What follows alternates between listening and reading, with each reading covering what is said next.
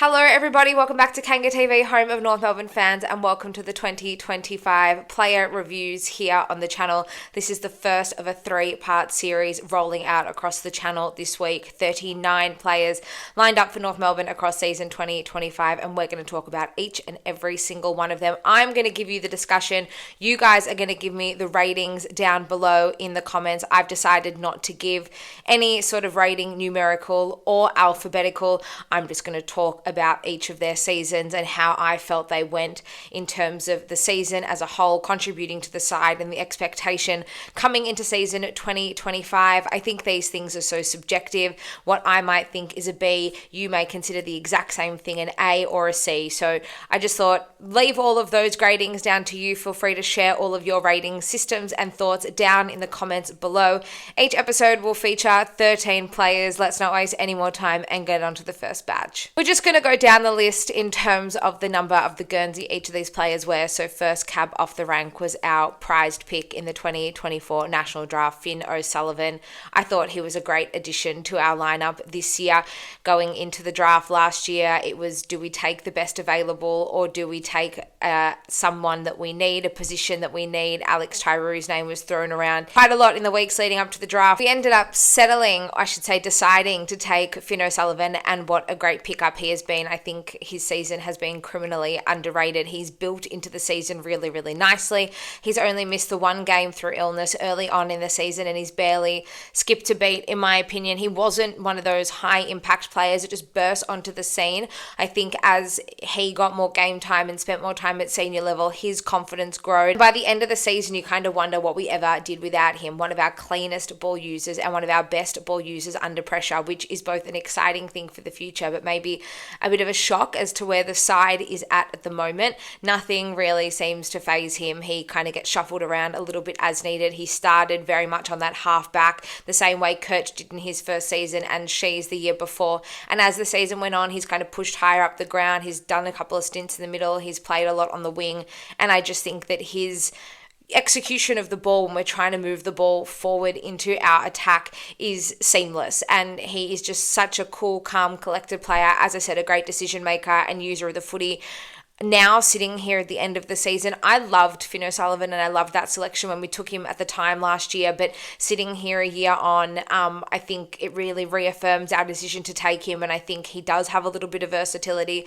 I think as that confidence continues to grow with consistency and continuity in years 2, 3 and 4, I think he can be a really, really solid piece for us in that sort of midfield wing and then pushing out to defence as and if needed. So absolutely loved Finn O'Sullivan's season, and I thought that while maybe it started quieter, I don't know if it was ever bad. I don't think he ever made too many mistakes. I just think his impact on the game and how often he was able to get involved in game probably just grew with experience and over time across the course of the season. And I think he was one of our shining lights both in season and now upon reflection of season 2025. Up next is Harry Sheezel, and a very interesting year for Harry, coming off 2 phenomenal seasons to start his career. The beginning of the third season for Sheezel was a little bit touch and go. There was potentially some talk around an injury, maybe an ankle. He did injure his ankle late last year and he was out for the last couple of games of the season. Maybe that carried over into the beginning of this season. But I just feel like for Harry, and I've said this a few times across the course of the year, we do forget how young he is because he is so well spoken and he's such a great leader and a great representation of what we want this football club to be in the future. And the reality is that he's still only 20 years old and he does carry a lot of expectation, a very high standard, and he's a real leader of this football club, and that's all amazing qualities. But at the end of the day, he is still only in his third year and he is only still developing, not just on the football field but away from it as well. So I think a lot of those things combined with him having such an unbelievable skill set that we tried to use him to plug as many holes as possible throughout the season, at least early on in the season. And and it probably didn't allow him to settle as we needed. Combine that with the outside noise and a little bit of scrutiny that came from the media by rounds 6, 7, and 8, and I think Harry maybe got in his own head a little bit. But as we edged closer towards the bye, and then definitely in the second half of the year, he really settled in a midfield role. He pushed forward a little bit as needed, and he was just about back to his best. When we played St Kilda in round 21, you saw the old Harry Sheezel back. He was absolutely outstanding. And then the week later against the Giants to captain North Melbourne for the first time in the absence of both Jai Simpkin and Nick Larkey, I thought he did a tremendous job. And then, of course, that performance, that record equaling possessions in a game against Richmond, I just thought it was awesome. And Harry can do some amazing things, not just be a really important link in the chain as we move the ball to our attacking half of the ground, but he's just so creative, and I think he really trusts himself and his ability and is able to guide teammates in the direction that he wants them to go. We know Harry is a star, and we know that he is such an important piece for the now and for the future. There's a lot of discussion about him potentially taking on the captaincy from next year, as early as next year. I did talk about this in a Q&A video that I did the other week on the channel. I'd still like to see a couple more seasons into Shees, let him just develop, let him really cement this spot in the midfield. If this is where we're going to play him from now on, then give him an opportunity to actually settle there, play more than half a season in there, get some consistency, continuity, and then hopefully in the next few seasons when he's had a bit of time to develop still on and off the field and he's a little bit older, then he can take the reins over from Jai or from the captain who will be in that place at the time. But Harry, it was definitely a tricky start to the year for Harry, but I love the way he built into the season in a similar way to Foss, I suppose, but he just sort of went out with a bang, and his last 4 weeks in particular were absolutely outstanding. It was nice to have the hold Harry back, and I'm sure we'll see more of it in 2026. It was a difficult season for Aidan Corr, to say the least, especially coming off what was arguably a career best year last season. Played every single game in 2024, really found some consistency in his body. Injury has always been a big part of Aidan Corr's career, unfortunately. Last year was the first time in his career he's actually played every single game, so for him to be unable to back that up on field to start off season 2025 was definitely disappointing. Of course, he and Griffin Logue were dropped after the Good Friday clash against Carlton, and he only played about 3 or 4 games for the rest of the season. I think the backline as a whole went through a bit of a restructure. They changed it up, went to more of a zone defense than a man-on-man, and for someone who's played one way for 12 seasons, for him to try and adapt so quickly in his 13th, it was no surprise that he maybe looked and felt out of his depth from time to time. I understand being an older senior figure in that backline, a more experienced figure in that backline, he should be able to just adapt as needed, but that's not always the case. Old habits die hard, as they say. Thought he played an excellent role on Charlie Cameron when we played Brisbane in Tasmania, but I think that performance, along with his negating role on Mark Keane in round 24 against the Crows, were probably the only 2 positive performances for Aidan Corr for the entire season. I think his role on Keane was probably an underrated one, and maybe something that wasn't picked up by a lot of spectators. Mark Keane, obviously the Adelaide defender, had a really impactful month leading into the game when we played the Crows in round 24, so for him to limit Keane's impact on the game and damage on the game was probably a very job well done from Aidan Corr. Even so, that coupled with 1 or 2 other good performances throughout the year. I know he missed most of the second half of the season because of a calf injury, but it probably just wasn't good enough overall for him. He does have another year to run. He did hit a contract trigger earlier in the season to unlock a 2026 contract. Whether that comes to fruition or not, it probably is something that we'll be waiting on for a while. I still think that him fully fit and at his best is a solid defender, and is definitely someone that isn't going to negatively impact the side the same way a few other defenders may have done throughout the year. I also think that his work ethic and his addition to the club as a person and as a leader is really, really valuable. He is an excellent leader off field in particular. He was at most training sessions in the second half of the season, despite being injured, out there on the field with the main group, giving advice and helping as required. And I don't think that in a side that so desperately needs leadership and so desperately needs help, I suppose, in that department, to the point we had to go elsewhere to try and find some, having a guy like that at the club is definitely to our benefit. So I do hope there's a way that we can incorporate him on and off the field in season 2026 and try and re-find his best footy and his best body as well, because I do think he can be an asset, a valuable asset to this side, but where it sits right now, there's a little bit of work to do. Moving along to arguably one of the most disappointing recruits of season 2025, and Caleb Daniel definitely struggled to have an impact on this side the way we might have hoped that he would. I don't know if our expectation heading into this season with Caleb Daniel was too high to begin with, but we gave up a fair bit. I think most of us would agree to bring him in. He's signed a long contract, and he's come from a club that has experienced some success and he knows what it's like to win. So for him not to be able to bring all of that and more over to North Melbourne was really disappointing. I know that his last month of footy was much better when we stopped taking those kick-ins and he was actually just part of that chain, bringing the ball out of defence. He's not a bad user of the footy. I think his kicking skills aren't terrible. I know that he was exposed quite often throughout the season, but how much of that was him and how much of that were the leading targets? It's a very different game when you've got the likes of a Bont or an Ed Richards or an Adam Treloar leading at you to receive the ball than with our midfield, who at many times look quite stagnant and look quite unmotivated. We just don't look really creative and we're often forced to go long down the line. And if Darling or Larky or Sherry aren't there to take a mark, then we often are in trouble. So I do feel for Daniel to an extent, because I do think that maybe part of his downfall was him being a victim of a system that was failing him and that he just was struggling to adjust to. But I also just don't think he helped himself for a lot of the time. Sometimes some incorrect decision making on his end. And you're bringing him in as a valued senior figure, and I think he probably failed to execute that a lot of the time on field in the first half of the season in particular. I think with a lot of our players, and maybe a big issue for us overall, is that there wasn't enough consistency and we weren't doing the right thing for long enough during the season, whether it was in game or whether it was just as a season overall.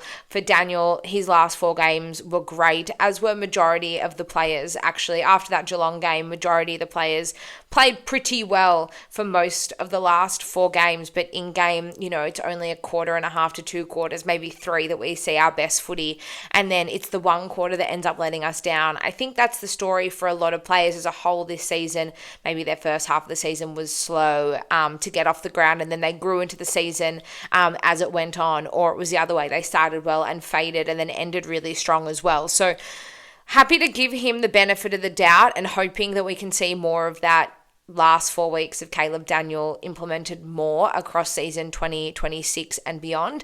Otherwise, this one is going to look like a failed recruit once again. I would say George Wardlaw is one of the more divisive players on our list, and I think we all love George. We all love his fearlessness, his attack at the footy, and what he can be and what he does do for this side, particularly without ball in hand. But I think there was a little bit of criticism around him and his game in the middle portion of the year, and I actually don't disagree with that. I think we love George, and I wonder how much of his deficiencies in his game are because of injuries. Is he holding back because he's worried about how his body holds up? He definitely doesn't play like that a lot of the time, but there are a lot of games where George will only get 11, 12 touches, and he may go at about 50 or 60% disposal efficiency. And that's really disappointing because, again, with him and his sort of last 4 or 5 games of the season, he played some of the best footy I've ever seen him play. He was getting his hands on the footy. His kicking into our forward 50 was some of the best I've seen from a North player all season. It's really frustrating because a lot of the players and a lot of our other issues in my mind this side is we bank on a lot of people's potential and what they can be and the glimpses and the promise that they've shown rather than reality of what they are and what they're delivering on a week-to-week basis. What makes George so important in my mind is what he does without ball in hand. For a side that lacks a lot of defensive blueprint higher up the ground in particular, he is a real reason why there's an extra layer of intensity and pressure in the middle of the ground in particular.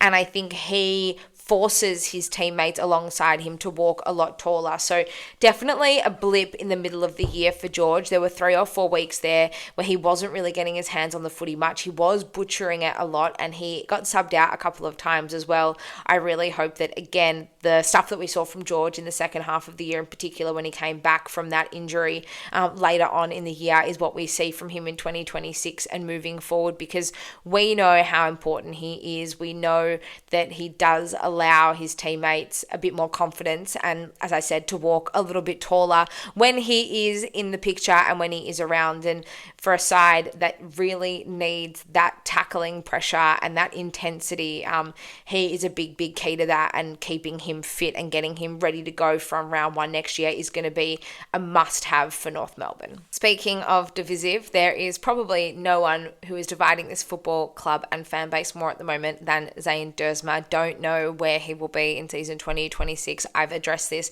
in my Q&A as well. I'd expect him to be at North Melbourne next year, hopefully get a big preseason into him and find a role where he can slot into nicely and start to contribute the way that we know he can.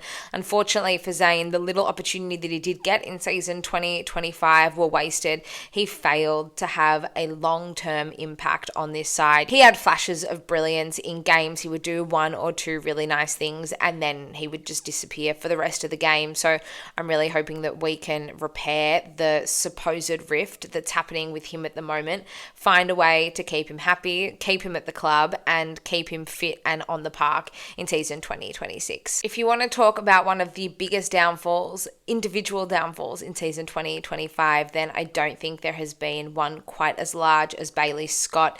He came 3rd in our best and fairest in season 2023, and fast forward 20 months and he's struggling to get a game into the side. He was a lock on that wing to start the year and he very quickly lost it and was just unable to re-find any sort of magic to help him break into the side. Only played a handful of games across season 2025. He can run all day, and I think when he did play later on in the year, as I've said about so many of these players already, he actually was quite serviceable, and I think his run and carry is something that we probably lack. The thing with him in comparison to the run and carry of someone like McKercher is so exciting, and I don't know if it's because Kirch has the license to be creative and kind of do whatever he wants.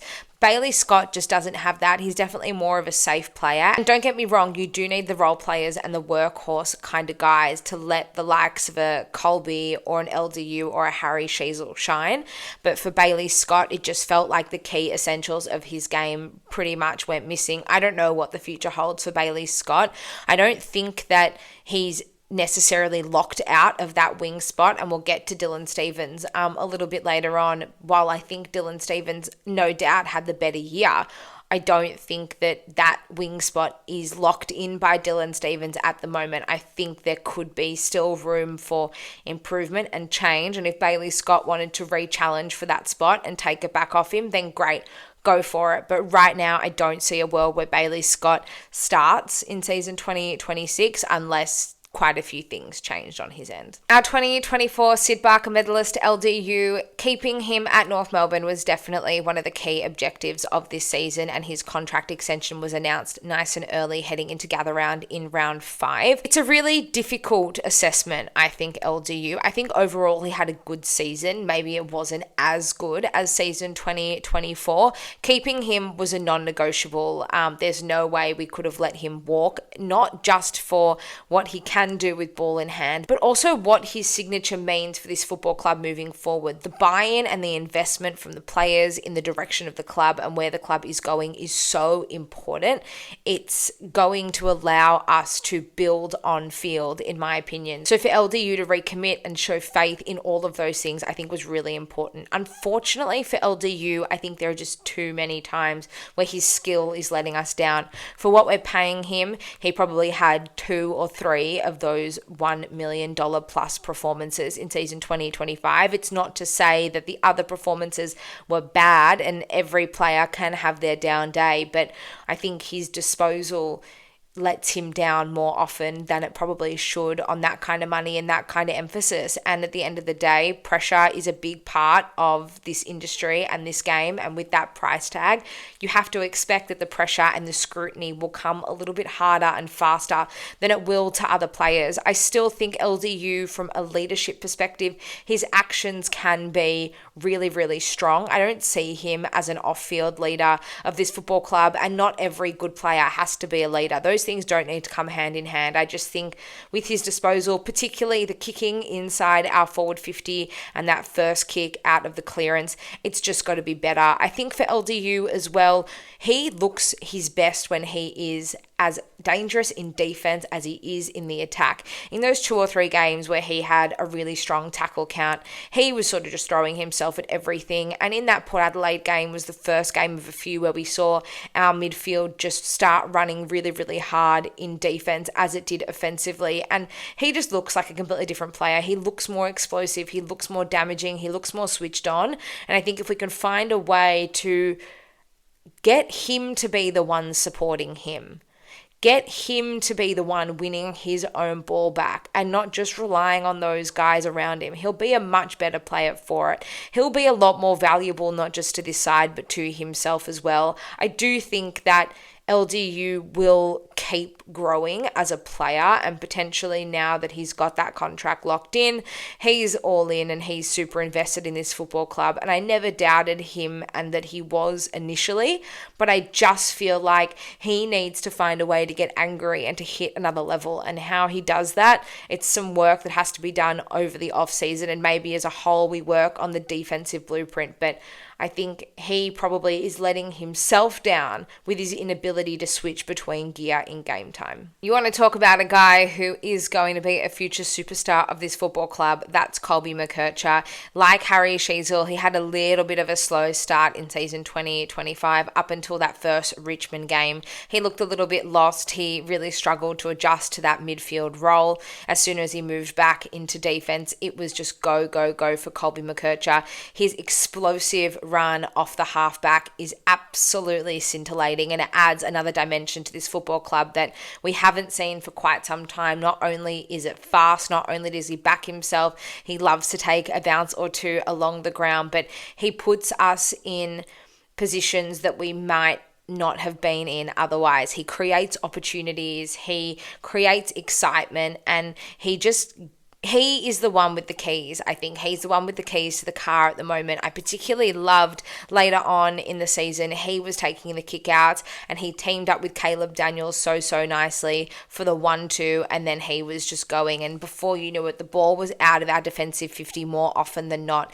And it's thanks to him, and it's thanks to his explosiveness, his creativity, and his work rate. He's happy to run and carry. Of course, he's only in his second year. There are mistakes that are made, and you don't want to discount the times where the ball is kicked and turned over. You don't want to discount where he's run so far that he's walked into a position that he then can't get himself out of, and we've turned the ball over. But for the most part, he's trying to create something more often than not, and more often than not, he's putting us in advantageous positions that we otherwise wouldn't have been there without him. He came second this year in the AFL's best young player, the AFLPA's best young player, that was won by a 28-year-old, but that's a story and a topic to discuss another day. I think that there, ahead of Harley Reid as well, he finished. It just symbolises that he is actually being recognised across the competition as one of the best young players that the AFL has, and he's currently in our backyard. He signed a 2-year extension halfway through the season as well. The key now is to start making moves on field up the ladder to keep him at North Melbourne before Tasmania do enter the competition and stop him from leaving and going back home. It looks like he loves it, and he is a real shining shining light in our side at the moment. And I do think that give him the keys and let him do whatever he wants, because it's working in our favour more often than not. Staying down back, and if someone has had a transformation and a half, it's former captain Luke McDonald. He stepped down from his co-captaincy duties prior to season 2025 starting, and it was probably the best thing that he's ever done. Definitely his best season on the park since his best and fairest season in 2020. He was so rock solid down in defence. He was able to shut down some of the best small and medium-sized forwards of the competition, and I think his season and the impact that he had on our backline this year was most obvious when he wasn't there, obviously going down with a shoulder injury. In the later part of the year, he missed the last sort of 6 to 7 games of the season, and our backline really struggled without him and Jackson Archer for majority of the year. I loved what Luke McDonald brought to the table this year, and I think him just being able to play footy, not worry about the captaincy duties, and just contributing through his action was so important for us and for him, and it might have honestly extended his career, that decision. If he keeps playing the way he played in season 2025, he is going to be a solid contributor for another 3 to 4 seasons at the very least. He has had a couple of issues with his body throughout the journey, so whether his body is able to hold up the way we need it to, let's just hope that he gets himself raring and ready to go for season 2026. But I think he was such an important part to this side this year, and full credit to him for just working at it and for his resilience, because I don't think a lot of us would have thought that he would come out and have the season that he had. He probably struggled a lot with the captaincy role and those responsibilities throughout last season, and so for him to acknowledge that, step down and just focus on his footy, he's contributed more now than he probably has for quite some time through his actions alone, and it's just been a great sight to see. McDonald's decision to step down as co-captain left Jai Simpkin solo captaining for the first time in season 2025, and when he went over to Perth and captained the Indigenous All-Star side in February in a best on-ground display, I thought, wow, this is definitely the best decision the club has made, both for Jai and for Luke. They both look like they're thriving, and I think recency bias will have Jai's season maybe clouded a little bit, but I actually thought the start of his year was excellent. I thought the way he tried so hard to be the one to start something, and I think that's really, really important, particularly in the first half of the year. His intention, and he was the one leading more often than not. The other side of it, though, it's all well and good to have good intention, but if your disposal lets you down time and time again, it can get really frustrating. That game against West Coast over in Bunbury, he basically won the game off his own boot. He did it against West Coast the year before that as well. They were really inspiring performances, and there's not too many players at the moment on the list that I think can inspire the group quite like Jai, and that's the one thing I do love about him as captain. Now, I have come on this channel and I have criticised Jai's performances from time to time, as well as not being good enough. That Demons game at the MCG in July in particular was woeful, but around that, I think there's been more good than maybe negative, and I think recency bias would have it otherwise. But I do think for the majority of the first half of the season, I thought Jai was great. He obviously had a couple of weeks off with injury, and then when he came back in round 24 and played on the wing against Adelaide, he looked unreal, and that's some of the best footy that I've seen from Jai for a really, really long time. So potentially we do see a role change for Jai. I would have thought that that role would have been him pushing more forward of the ball and maybe playing that high half forward role, but him on the wing was actually a great move, and I thought he was really, really good against Adelaide. So again, I don't know what's going to happen with him in terms of the captaincy in 2026. My gut tells me at this stage that he keeps it. I can't see a world at the moment where he would step down. I don't think he also necessarily has to step down to allow others around him to lead as well, the likes of a Larky and a Sheezel and a Sherry in particular. And I don't think it's a decision that has to be made now either. Let's see who else we bring through the door. Let's see how he's feeling, because if he's sitting here on reflection and thinking, nah, I'm not doing this, I can't do this, then okay, we go back to the drawing board. I would definitely leave the decision in his hands, but I do think he's got to find a way to be stronger, and I do think he's got to find a way to be more consistent, and that in itself is an issue, and I've just spoken about this before. That is an issue in itself across the team as a whole, and if we're going to get better as a side, we need to find consistency across the board. So that's my challenge to Jai, to rise up and step up to the plate and just be the best captain that he can be. I don't think I need to spend too much time on Darcy Tucker. His 0-touch performance against Connor Rozee against Port Adelaide in round 7 possibly spelled the end for him in his career. He's one of 7 or 8 players currently standing in limbo in terms of a contract for 2025. Never really had an issue with Darcy Tucker. I thought he was a solid contributor. He was reliable in season 2024. As I mentioned before, you do need the workhorse and the role player kind of guys in the side to allow the superstars to shine brighter, and he did that a lot last season. I think we struggled to find a role for him in the side this season with the addition of a Caleb Daniel, a Finn O'Sullivan, and even a Riley Hardiman as well. We then lost him to injury. He was dropped after the Port Adelaide game. We lost him to injury for the remainder of the season, and I'd be very surprised if he was still at the club in 2026. And finally, to round out the first of 3 player review videos for season 2025, Dylan Stephens. Heading into this season, I thought that Dylan Stephens would be a depth player at best. I didn't expect to see too much of him in this side, but he pleasantly surprised me, and I really enjoyed what he brought to the side on the wing in season 2025. As mentioned, Bailey Scott lost his spot to Dylan Stephens after a string of pretty nice performances, and Dill did keep that spot for the rest of the year. He's probably gone in the opposite direction to a lot of the other guys that I've already spoken about, and will continue to speak about in this series. I thought his form up until the Geelong game was actually really strong and really, really solid, and then I kind of fell out of love with him for the remainder of the season before him picking it back up again